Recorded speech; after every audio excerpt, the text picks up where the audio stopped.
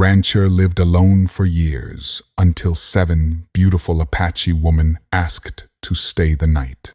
A rancher lived alone for years until 7 women cloaked in silence and rain rode into his life. But what Silas Whitmore saw in their eyes that storm-ripped evening wasn't fear. It was something far more dangerous, something that mirrored his own reflection when he dared to look in the mirror. The wind howled like a wounded coyote across the bone-dry plains of eastern New Mexico, where the land was more dust than memory. It slammed against the ranch house's weathered boards, groaning like ghosts, begging to come inside. Silas stood still as stone at the kitchen window, coffee gone cold in his calloused hand. His knuckles chipped and scarred from years of fencing, branding, and rebuilding things too broken to fix clutched the tin cup like it was a weapon. The storm outside swallowed what little daylight remained, leaving only shadows and the slow tick of the clock above the hearth. For 8 years, no soul had crossed his threshold without invitation. And for 8 years, he had welcomed no one. Then came the sound horses, hooves slicing through mud and rain.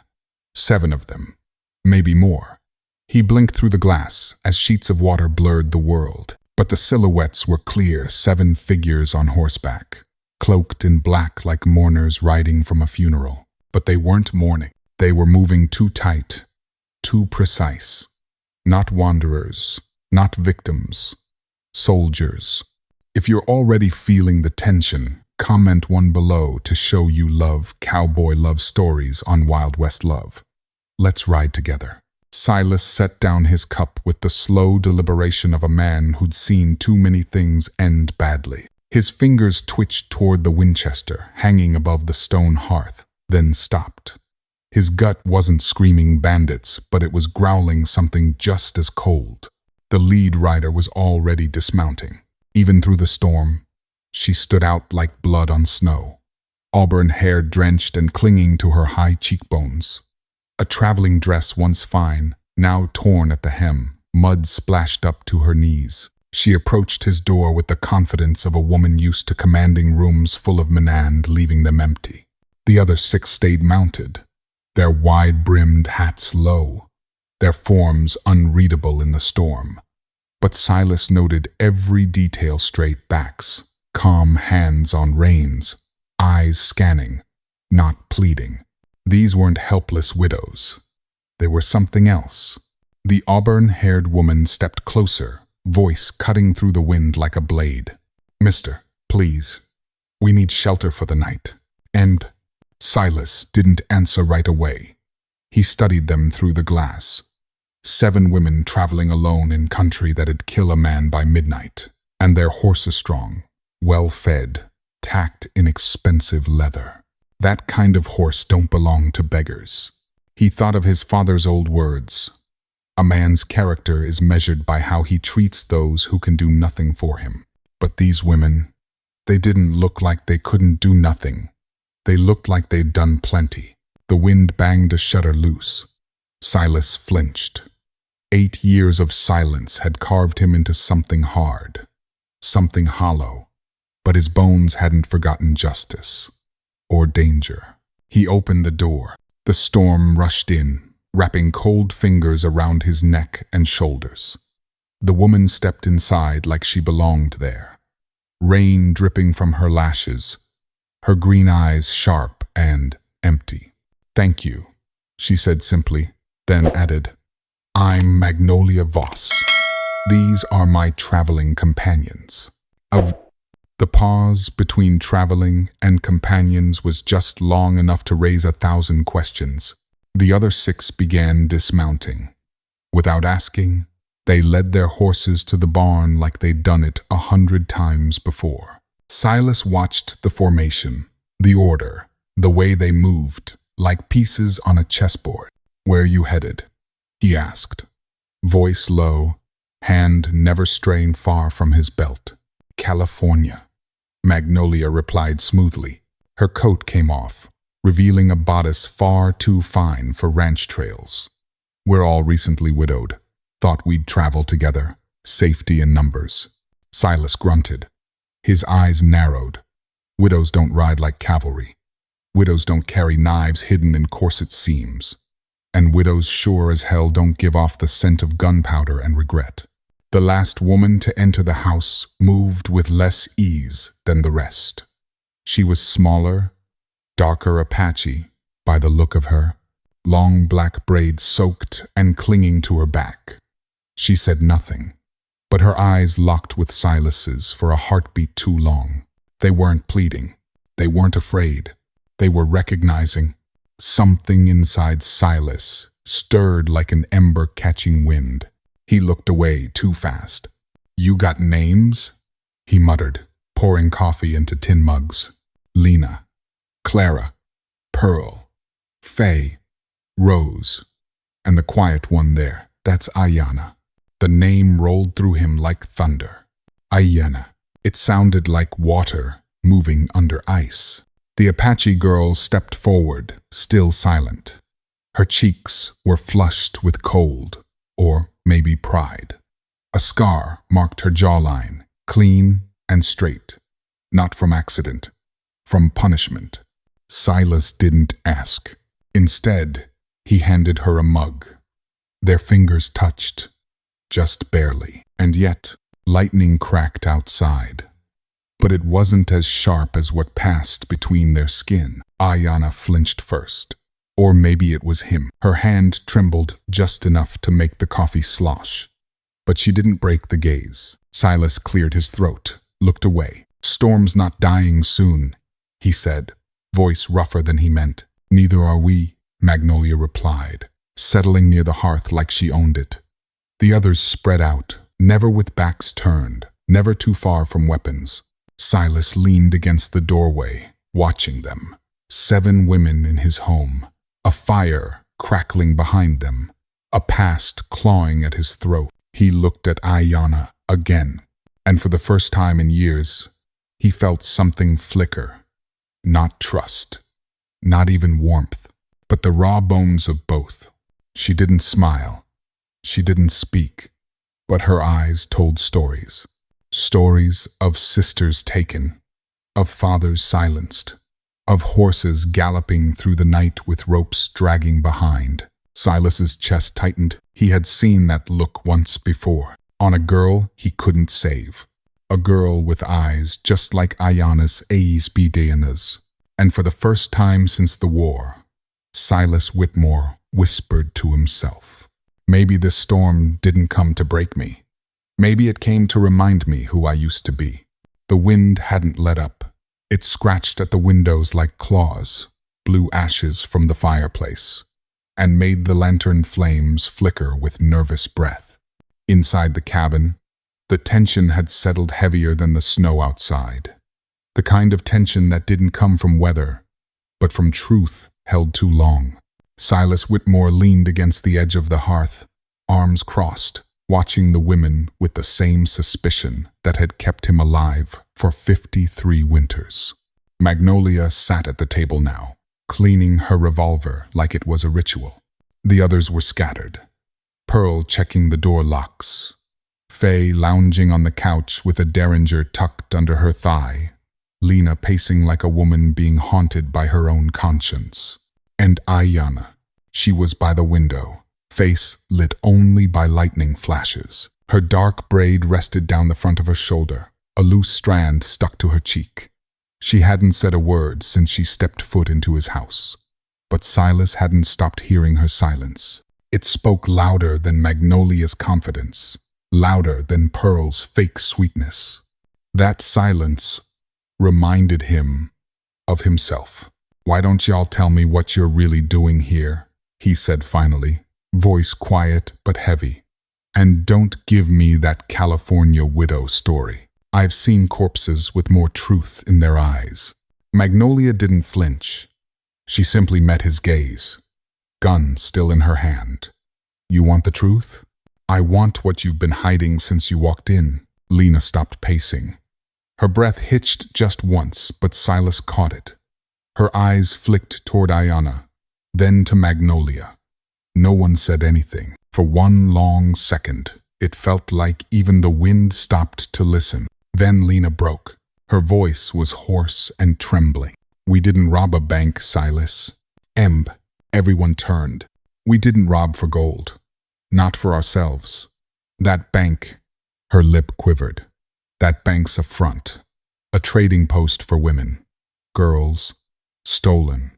Sold like cattle. Silas's stomach twisted. He didn't say anything. He didn't have to. Magnolia stood, slow and calm. Her green eyes locked on his. We've been tracking them for months. From Abilene to Silver Creek. That bank holds the money used to pay for girls taken from reservations, orphanages, border towns. The man who runs it is the same man who took Ayanna's sister. The room went deathly still. Silas turned toward Ayanna. She hadn't moved, still staring out the window. But her hand, resting on the windowsill, had tightened into a fist. "Tell him," Magnolia said gently. "He deserves to know." Ayanna didn't look back, but her voice finally came. Soft, low, but each word cut deeper than any knife. Her name was Taya. She blinked, and a tear rolled down her cheek like a drop of rain clinging to a dying leaf. She was 14, quiet, loved carving birds out of wood. One day she went to fetch water.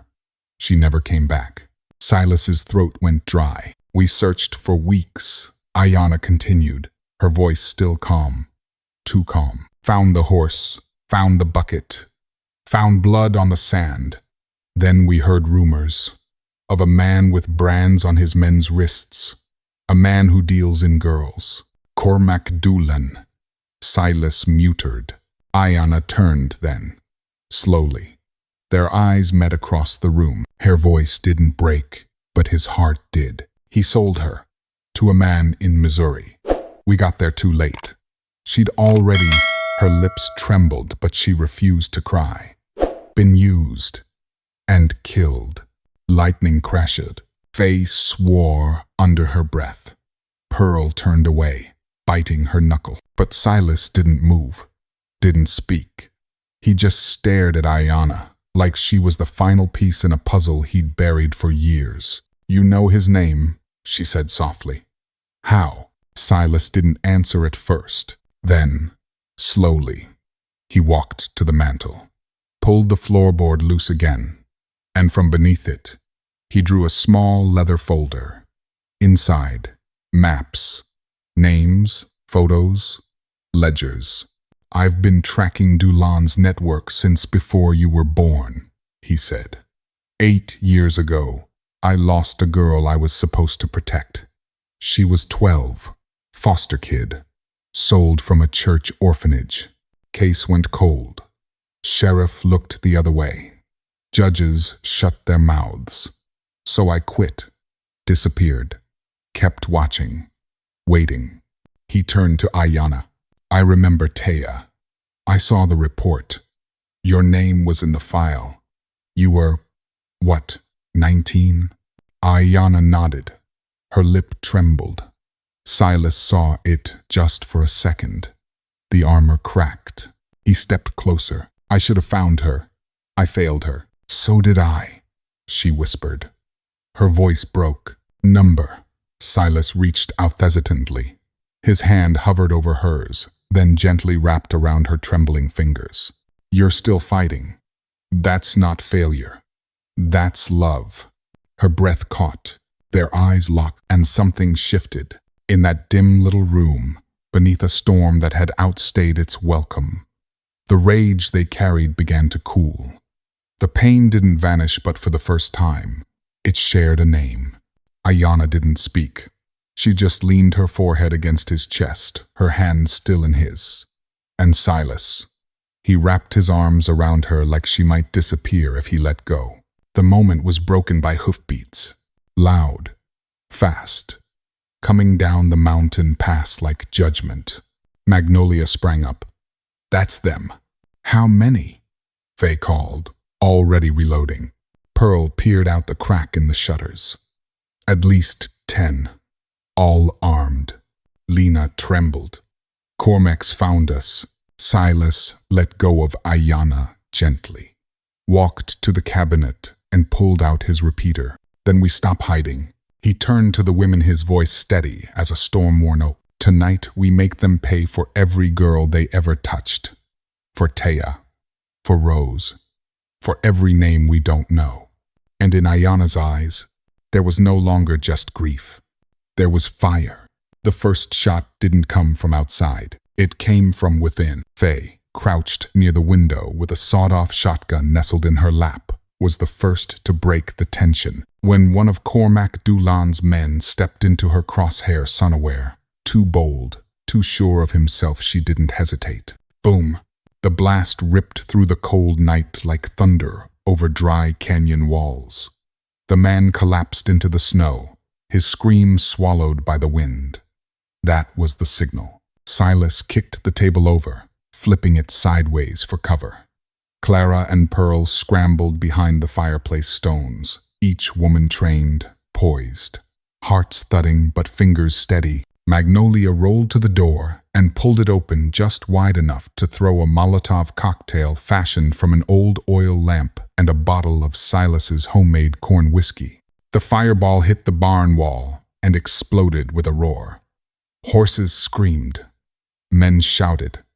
Chaos bloomed like blood on white snow. Positions, Silas barked, his voice that of the lawman he used to be. The quiet man no longer stood in the cabin.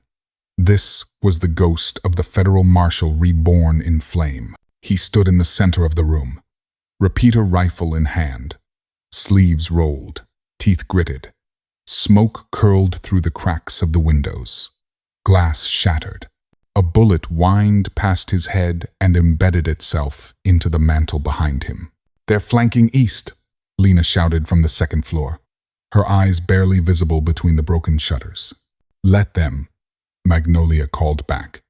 "We've got the high ground." Then the real war began. Men poured from the woods like wolves, 6 on the left, 4 on the right. Most carried pistols. Some had rifles slung across their backs, but all bore the same symbol Silas had seen once before, branded beneath their sleeves, inked into their skin like a curse. The mark of Doolan's trade. A serpent coiled around a crying girl. Silas's gut clenched. He dropped one of the riders clean through the chest as the man tried to climb the fence line. Another fell to Pearl's hidden derringer.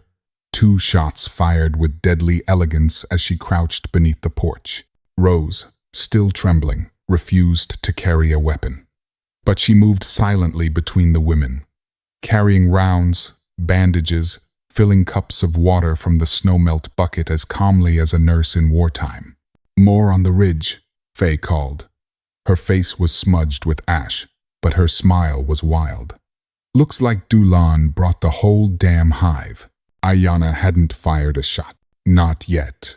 She stood at the rear door, rifle in hand, eyes focused on the tree line, waiting, not for any man, for one man. Silas saw it.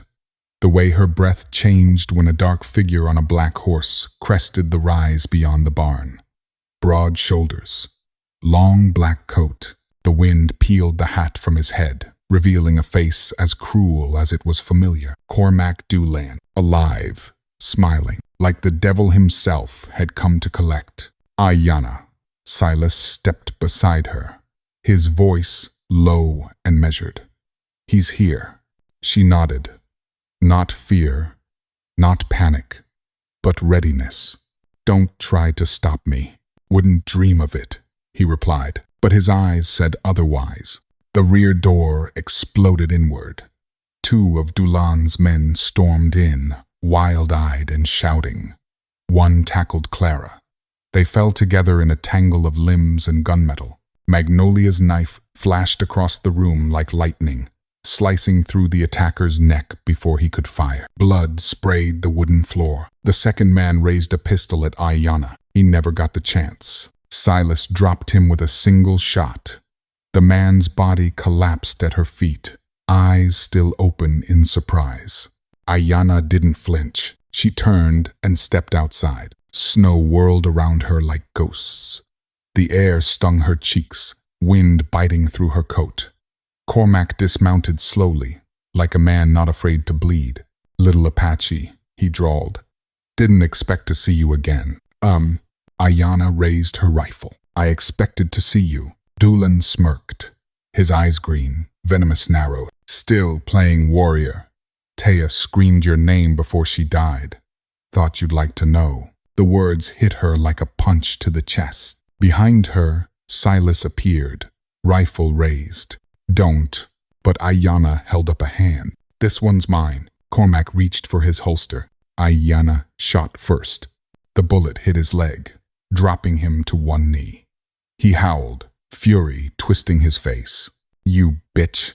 And another shot, this time to the shoulder. He fell back, coughing, bleeding into the snow. The storm swirled harder now, as if the land itself wanted to bury him. She stood over him. Taya didn't scream. Her voice broke only a little. She sang, "My people don't give their last breath to fear. We give it to the wind." Cormac spat blood. "Kill me then." "Go ahead." She looked at Silas, then at the fire still burning near the barn. "No," she said. "You're going to live, and you're going to watch as everything you built turns to ash." Silas took a slow breath, then cuffed Doolan's wrists behind his back with a pair of old federal chains that hadn't seen daylight in years. Inside, the last of the attackers had fallen. Clara stood bleeding from her arm, but smiling. Magnolia was crouched beside Rose, murmuring softly, her hand on the girl's shoulder. Pearl sat cross-legged with her back against the door, loading the last of her bullets. The cabin was a mess: splintered wood, shattered glass, blood drying black on the floor. Silas dragged Cormac inside and dropped him near the fireplace. "It's over," he said. "Number." Ayanna stood behind him, rifle lowered. It just began. At dawn, the world was quiet. The snow had stopped. The blood had dried. Cormac Doolan sat bound and broken, muttering curses to a god who wasn't listening. His men, dead or fled. The fire had died down to embers. Smoke rose from the barn, damaged, but not destroyed. Silas stood outside the cabin, hat in hand, face to the wind. Ayanna joined him, arms folded, silent. "She'd be proud of you," he said. "I hope so." He turned to her. "What now?" She met his eyes, her own still fierce, but gentler somehow. "We take what's left of that money and build something. A place where no girl sleeps in fear. A place with locks on the inside." Silas nodded. "And us?" Her answer was a whisper. "We'll see." But she didn't move away. She leaned her head against his shoulder, and for the first time since he buried his badge, Silas Whitmore closed his eyes and didn't feel alone. The snow had melted in patches, like old memories finally giving way to spring. The mountains no longer growled with thunder. The wind had calmed into a whisper. What once was a battlefield, the yard, the porch, the broken fences, the scorched trail now lay in an uneasy silence, like a house after morning. Silas stood by the barn, sleeves rolled up, one hand gripping a hammer, the other rubbing the scar on his jaw that Ayanna had kissed 2 nights ago. He could still feel the press of her lips, not like heat or warmth, but like a question that lingered. Could a man like him be rebuilt? Behind him, inside the main house, the women moved with a rhythm that was no longer rooted in survival. It was something else now. Life, maybe. Hope, perhaps. Lena was teaching Margot to bake cornbread, their laughter soft like quilted fabric. Magnolia was in the back garden with Reyes, planting winter greens in soil still holding the echo of gunfire. And Ayanna. She was watching him from the doorway. He knew it, even without turning. "Will you keep standing like that?" she called out. "Or will you come help me paint the window frames?" He turned, smiled. "Only if you promise not to use that color that looks like old tobacco." Ayanna grinned, and something in Silas's chest shifted, like snow falling from a pine branch after holding it too long. They had buried the bodies 2 days ago, Cormac Doolan and the last of his men. buried them with no prayers, no markers, just a thin layer of dirt and the wind to carry their names away. No one cried. No one needed to. I don't want revenge anymore, Ayanna had whispered that night, her fingers threading through Silas's as they sat on the porch. I want peace, and I want to give others what my sister never had a way out. Silas had said nothing, just held her hand, let her words settle like dust on his skin. He knew what she meant. Vengeance was a short fire. It warmed nothing. But love could light a whole town.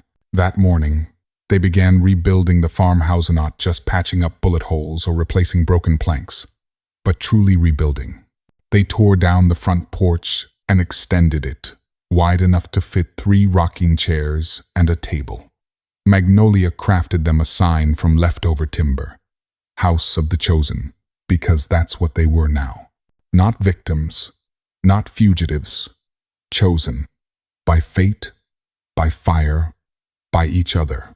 Reyes found 2 orphaned boys hiding in a woodshed half a mile out, clutching bags of flour like they were gold. One of them had a burn on his left arm. The other didn't speak. They named them Theo and Jin, and just like that, the house wasn't just a home, it was a beginning. One afternoon, after retiling the roof and before the rain came again, Silas walked into the garden to find Ayanna humming over a row of violets. You always hum that same tune, he said. It's not a tune, it's my sister's lullaby. Silas knelt beside her, hands stained with cedar dust. Will you ever tell me her name? Ayanna looked at him, the wind playing in her hair. Her name was Luma. Silas nodded. Then we'll plant a tree for her, right in the center of the yard, where it can grow taller than all of us. She didn't cry, but he saw her blink slower than usual. And then she whispered, "You're the only man who never asked what happened to me before asking what I want to become." He didn't know what to say to that, so he placed his palm over hers like he had in the storm, and that was enough. Weeks passed, then months. The snow left completely, and spring arrived like a shy guest bringing baskets of green and gold. The land forgave the blood that had soaked into it. The trees grew new buds. The chickens returned to laying eggs, and laughter became a common sound again. They bought books for the children, built shelves from pine. Magnolia taught them numbers. Lena taught them how to defend themselves. Reyes started writing letters to neighboring towns, asking if there were other girls, other runaways, other lost souls who needed a place. The replies came in slowly, wrapped in hope and caution. One night, after supper, as they sat by the fireplace, Ayanna turned to Silas and said, "I want to turn this place into more than a home. I want to turn it into a sanctuary." Silas raised an eyebrow. A sanctuary? For women. For girls. For anyone running from men like Cormac. We have money from the bank, we took blood money. Yes, but maybe we can use it to save lives. Silas nodded. Then let's do it. Let's build something worth surviving for. It was on a Sunday, during the first rain of May, that Silas proposed. He had no ring, no fancy words, just mud on his boots, sawdust on his shirt, and eyes that carried everything he never said out loud. "I'm not a man of many things," he began, standing by the apple tree they had planted for Luma. "But I've got hands that know how to build, and a heart that doesn't want to beat unless it's with you." Ayanna didn't wait for him to finish. She stepped forward, wrapped her arms around him, and said against his chest, "I've never needed a cathedral, Silas. Just this heartbeat." They married under the same tree the next morning. No priest, no guests. Just the 7 of them, no, 9 now, including the boys, and a promise whispered into soil and sky. The ranch became known as Luma's Field. People began arriving, young girls with bruised ribs and quiet eyes, boys with no names, women carrying babies and silence. They were given bread, soap, quilts, and time. Time to heal. Time to become new. And Silas, once a man broken by war and silence, became something else. Not a hero, not a savior, but a root, a steady thing. And Ayanna, once a ghost of loss, became light. One evening, as they watched the children chase each other beneath the sky, Ayanna leaned into him and whispered, "You know what I realized?" "What?" "That sometimes the most powerful families are the ones not born in blood but born in fire." He kissed her forehead. "Then we are a wildfire." The days bled into one another under the mellow gold of the frontier sun. No longer just a refuge, Silas's homestead had transformed into something none of them had foreseen, a sanctuary of new beginnings. Ayanna walked barefoot across the soft grass of the rebuilt yard, her shadow long behind her, arms smudged with the scent of pine and soil. The wind played with strands of her raven-black hair as she knelt to help Magnolia and Lena plant rows of wildflowers by the southern fence. They'd agreed on color blues and whites, so the children we save one day will feel like freedom blooms under their feet. Ayanna had whispered. Silas, hammer in hand, stood nearby mending a wagon wheel. But he watched her, the way her body moved with quiet strength, the way her fingers tucked a seedling into the earth like a promise. He had never believed in redemption until her silence carved room inside him for softness. The house had been rebuilt, plank by plank, with hands still scarred from battles past. The roof now held against the wind, and the windows opened to let in laughter, something that once felt foreign in his world. Each woman, once running from horrors too dark to name, had claimed a corner of the home and stitched pieces of herself into it. Patchwork blankets, feathered dream catchers, shelves carved with initials and prayers. Silas walked into the house one afternoon and found Naomi teaching Clara how to read. S-U-N, Clara struggled. "Sunday," Naomi said gently, pointing at the shaft of warm light slanting across the wood floor. "Just like the one you woke up under." "I like sun," Clara grinned, missing one front tooth. Silas paused by the doorway, heart catching. Months ago, these women had arrived like a thunderstorm, fierce, guarded, unpredictable. Now they were the hum of the hearth, the laughter on the porch, the steady rhythm of healing. He stepped outside and found Ayanna seated beneath the cottonwood, tuning her old violin. She hadn't played since that night of blood and snow, when the music had trembled into the dark and dared the demons to come. Now, under the dusk sky, she pressed the bow gently across the strings. A low, trembling note rang out, broken at first, then clearer, then another. A melody rose, aching, bold, alive. "I didn't know you were playing again," he said softly. She looked up, her eyes like still water. "I didn't know I could." He sat beside her on the bench. Neither spoke for a while. "I still see him," she finally said. "Cormac, in dreams." "So do I," he replied. "But in mine, he's not the monster anymore. He's a ghost, and ghosts can't touch us now." Ayanna leaned her head on his shoulder. "Do you believe in second lives, Silas? Not in the next world, in this one." He wrapped an arm around her. "I didn't, but you're proof it exists." Later that week, they all gathered under a moonlit sky as Silas stood beside the rebuilt barn. He held something small in his hand, a ring made from old silver, shaped and polished by his own fingers. It wasn't grand. It was worn and real, like them. "Ayanna," he began, voice uneven, "I don't have much, but I have my word, my home, and whatever life the Lord still got planned for me. And I want all of that with you." "No." Gasps rose from the women. Lena cried. Magnolia smiled so wide her cheeks hurt. Ayanna stepped forward, touched the ring. Then Silas's heart. "You already gave me more than a wedding ever could," she whispered. You gave me a name to say without fear. You gave me silence that listens. And you waited for me to find my music again. Silas slipped the ring on her finger, and the wind seemed to still for a breath. They married under the open sky, with no preacher, no choir, only the sound of fireflies, a violin, and the voices of 7 women who once ran from the world, now choosing to build a new one. But their story did not end with love. One evening, a rider came bearing letters, sealed documents from a marshal in New Mexico. The girls read it in silence. It detailed underground locations tied to Cormac's old trade routes. Maps, names, children unaccounted for. Ayanna folded the paper and turned to Silas. We have work to do. They sold the last of the gold from the stolen vault. But instead of hiding, they rode east.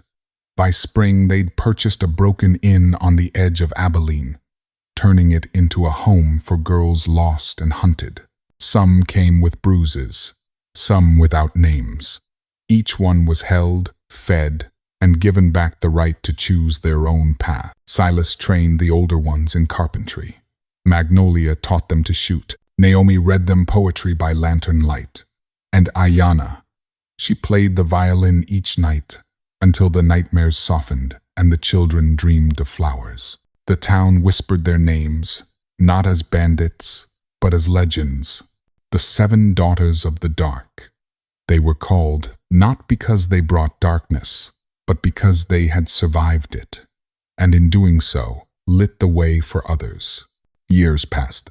On a spring morning, Ayanna stepped into the yard, a child sleeping in a sling across her chest. Their child, half Choctaw, half frontier, all fire. She looked toward the rising sun and smiled. Silas emerged behind her, wrapping his arms around her waist. What should we call her? He asked. Ayanna looked down at the baby girl, fingers curling around her necklace, a small silver moon. Hope, she whispered. And in that moment, everything that had been lost was no longer a wound, but a root. Everything that had been broken now formed the bones of something whole, not born of blood, but of choice, of survival, of love, of light. And so it was, in the final blush of twilight, when the snow no longer bit but merely kissed, when the horses nickered softly under the newly built awning of Silas's barn and smoke curled steady from the stone chimney, that life began again, not as a return to what once was, but as something newly formed. Magnolia, who once clutched a pistol tighter than any prayer, now spent mornings planting lavender in the frozen earth. She said the scent reminded her of the sister she lost and the future she had promised her. Clara had picked up the habit of sketching again, her fingers no longer trembling from old ghosts. Each line she drew on parchment carried not only grace, but healing. And Silas stoic, weather-worn Silas would sometimes wake before dawn, just to watch Ayanna breathe beside him. He no longer saw the scars on her back as remnants of a life shattered, but as threads in the tapestry of a woman reborn. They never spoke of the past unless it was in a whisper, over stew and lantern light, as if voicing the memories too loud might wake the dead. In that quiet, snowy town, no longer marked by blood or betrayal, there grew a strange, unshakable hope. They were not saints, they were survivors. And sometimes that was more than enough.